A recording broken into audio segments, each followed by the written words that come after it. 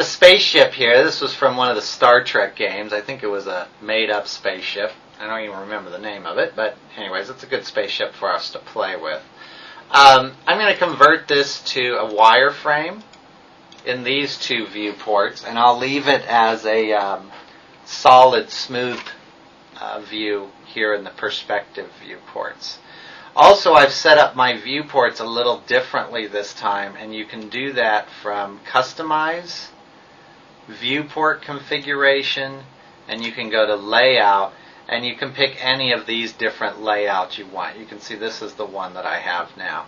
The default layout is this one here, the 4x4, or the 2x2, actually. There we go. So, there's my object. Center this a little bit. Okay, and if I go under Modify, you'll see this is an editable mesh. I'm going to convert it to an editable poly because that's probably what we're going to be using more of in this class. And I'll go to my faces, which are these big red guys, and if they're turned yellow, your sub-object is on. You can also drop this little plus down, and you can select them from here. You can see vertexes and polygons. So each one of these coincides with each one of these here. Okay? Same thing. So I'm in polygon mode. And what I can do now is I'm going to go over here and play with this particular button and this one. So we're going to be talking about these two buttons right here. These are the different selection types. The square means that when I drag, I'm going to get a square, and I can drag through my object and select sections of it that can then be manipulated, like scaled. So I can pull on these, and I can manipulate it. It's not adding any geometry. We're going to do that later. But I could grab this whole back section of the ship and just move it back if I wanted a longer ship. Okay? And by the way, when I deselected, I guess I did that awfully quick. What I did to deselect is I just clicked in an open area with the left mouse button. That deselected it. If something is selected and you want to move to another viewport, remember, you right-click in that viewport and it stays selected. If you left-click in the viewport, it will deselect it and you'll have to select it all over again, which is going to be a real pain. So practice that clicking. Right-click keeps them selected. See? Left-click deselects it when you go to the other viewport. All right, so square is easy to understand. If we drop this down, there's a circular one, which if I drag out holding down my left mouse button, anything that touches the circle will be selected. Now, not the most useful selection type. I hardly ever use this one. But if you wanted to, or you had a reason to, you could. I don't like that selection type too much. If we go down here, this straight one can be useful. And what the straight one does is if I left click, it makes a straight line, and I'm left clicking to bend the line, and whatever the line is going to go through, like right here, you can see that I can then select certain parts of the mesh that maybe I want to move those parts separate. Get the idea?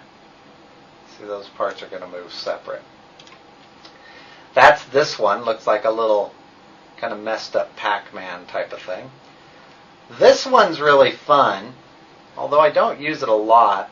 It looks like a little kidney bean, and holding down the left mouse button, I can drag a selection through my ship and around to get different precise selections. So if I wanted to go through this area here and around the front end, I could do that. I don't use this one a lot, mostly because I probably forget it's there, but it's a neat one. And then the last one is this one that looks like a little circular one that's moving. And what that one gets me is this little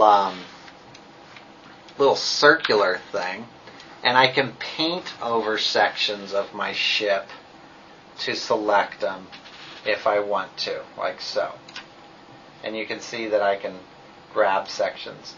Also, if you hold down the Control key, so I'm going to paint in these selections here. I'll just grab those right in there. Oh, missed them. There we go. So I'll grab those sections.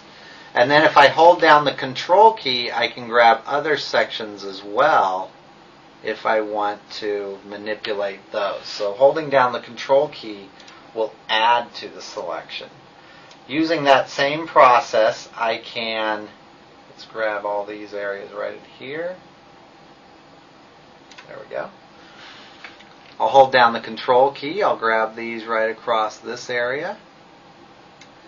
And holding down the Alt key, I can subtract from areas by touching them. So you want to get used to selecting parts of the mesh because you're going to be doing a lot of it.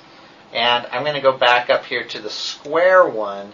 This button next to it, you can see that if I grab through the second row of polygons on the back of the ship, it will select them. If I turn this on, yellow meaning on, and I grab through those parts of the ship again, I only get this part. This means that everything has to be encompassed in the selection to grab it. So just these parts. Turning it off means that whatever I intersect and encompass will be added. Okay? Let's try it with vertexes this time, the little blue dots that we've got here. You can see if I go around the little blue dots, I can grab all these and then I can move my parts of my ship. I can scale it in and out. I can grab these sides here, holding down Control. I'll grab these sides over here, and I can scale them. So maybe I want them to be a little bit wider. And let's grab the nose here, and maybe I could grab these here and make the nose a little bit stumpier. All right. If you have texture maps on your object, the texture maps are going to be a little distorted by this process. Usually they're added after the modeling is all done. Edges work the same way in that I can grab these edges right across here, holding down Alt. I can deselect a lot of the edges so that I just have these edges here. Actually, I got a few more here than I wanted. There we go. And I can scale then these in different directions. You can see that they move a little bit if I scale them in and out. All right? So being able to select the parts you want is really important. Remember, Alt deletes from the selection. Control adds to the selection. You've got a lot of different selection types located right here. And this guy means intersecting the selection or not intersecting it is going to control what gets selected. Don't forget, this is your Select the Object tool to start with, the little arrow here. All right?